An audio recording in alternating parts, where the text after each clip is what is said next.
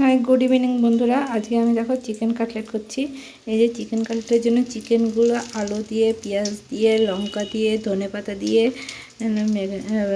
মাখিয়ে তোমার হচ্ছে বড়ার মতন করে নিয়েছি। কেউ বড়ার মতন করতে পারে, কেউ লম্বা লম্বা সাইজে করতে পারে, আমি মাঝারি সাইজে করেছি।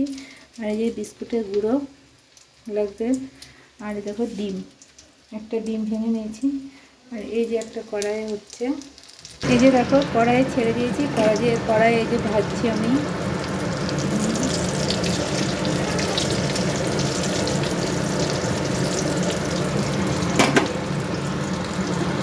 একটু ভাজতে হবে, একটু ভাজা ভাজা হোক। হয়ে গেছে।